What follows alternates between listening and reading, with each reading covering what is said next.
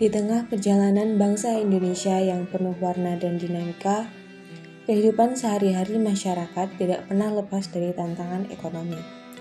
Salah satu hal yang paling terasa dampaknya adalah perubahan harga bahan pokok yang menjadi kebutuhan dasar bagi keluarga di seluruh Nusantara.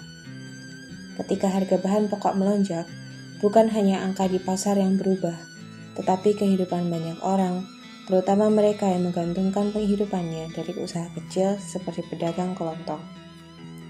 Kenaikan harga bahan pokok bukan sekedar persoalan ekonomi semata, melainkan juga ujian bagi solidaritas dan keadilan sosial yang menjadi jantung nilai-nilai Pancasila. Bagaimana kita menghadapi kenyataan pahit ini? Apa wajah di balik toko-toko kecil yang sehari-hari menjadi tumpuan keluarga menyiapkan kebutuhan pokok mereka? Dalam video ini, kita akan mendengar langsung cerita dan perjuangan mereka, memahami bagaimana dinamika harga bahan pokok mempengaruhi kehidupan sehari-hari di tingkat akar rumput.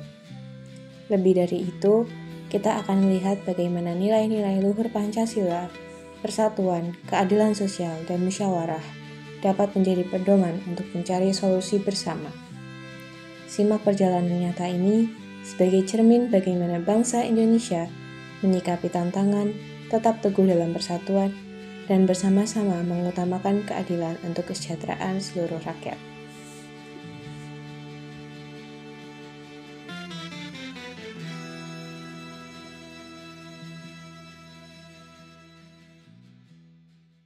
Selamat sore Bude, saya Zen dari HIUPN ingin mewawancarai Bude. Apakah Bude berkenan?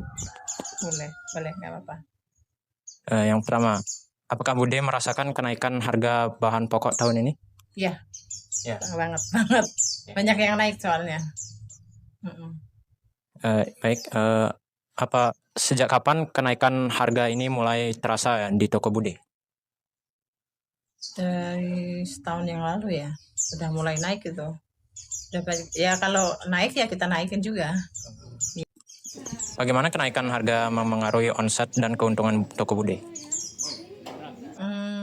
Sama aja sih, karena soalnya kan kalau harga pada naik, kita naikin juga harganya gitu. Kalau menurut Bude, bagaimana kebijakan ekonomi pemerintah saat ini memengaruhi harga bahan pokok? Ya pengaruh banget ya. Soalnya kan apa-apa mahal sekarang. Jadi kadang-kadang kayak beras, telur itu kan naik turun juga kan. Jadi gimana ya? Ya pokoknya kalau naik kita naikin juga gitu aja. Ngikutin aja. Oke. Apakah Bude merasa pemerintah cukup memperhatikan pedagang kecil seperti toko sembako? Kayaknya kurang. Kenapa Bude? Ya kita kan pedagang kecil kan untungnya kecil banget ya. Jadi kalau kadang-kadang naik, melonjaknya tinggi banget gitu.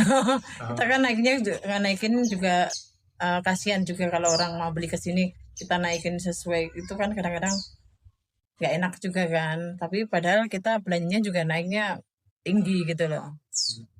Jadi kurang merhatiin rakyat, bukan rakyat, maksudnya pedagang kecil gitu loh. Jika diberi kesempatan, kebijakan apa yang Bude sarankan kepada pemerintah untuk membantu usaha kecil seperti ini?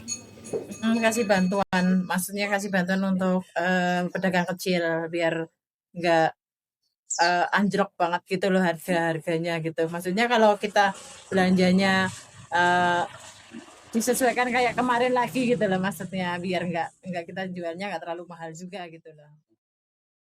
Oke, karena saya merupakan pelanggan yang setia dari toko Bude ini, jadi saya merasa yang paling berdampak dari kenaikan harga-harga ini, seperti harga kopi yang terus naik, dan saya berharap untuk pemerintah menciptakan kebijakan yang lebih efektif dalam menjaga harga-harga agar tidak naik. Oke, jadi kemarin Ibunya sempat ngebahas kalau harga sembako tuh nggak stabil gitu.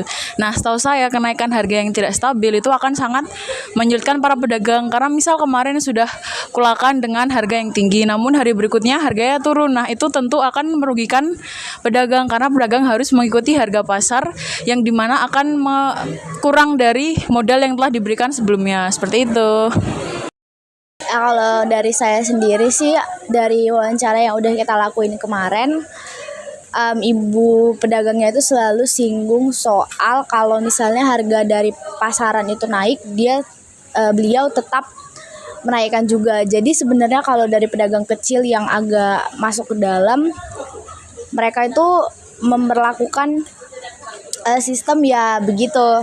Jadi memang nggak terlalu berpengaruh ke pedagangnya sendiri, tapi kasihan ke orang-orang yang butuh dan beli bahan-bahan pokoknya begitu.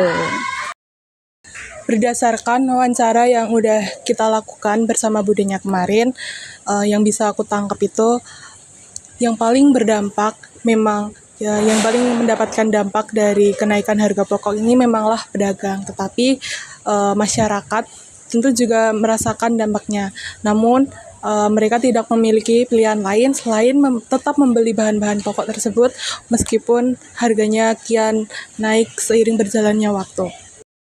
Oke, jadi kalau menurut saya dari wawancara yang udah kami lakukan sama Bude kemarin, memang sepertinya dari pemerintah itu kurang memperhatikan kesejahteraan pedagang kecil seperti pedagang sembako di toko-toko kelontong. Jadi mungkin selanjutnya bisa ada kebijakan yang lebih mendukung mereka supaya gimana caranya harga bahan pokok ini nggak terus naik dan ya nggak menyulitkan warga-warga di akar rumput gitu.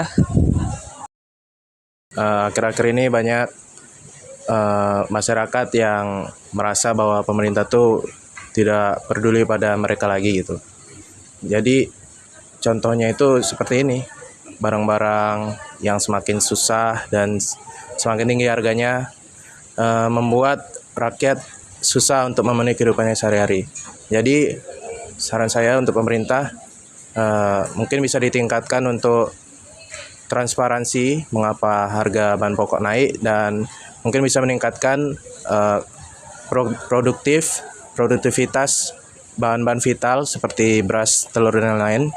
Dan saya harap semoga pemerintah dapat berbenah dengan apa yang sudah kami lakukan, wawancara kami, dan mungkin beberapa tangis rakyat dapat kalian usap lagi. Terima kasih.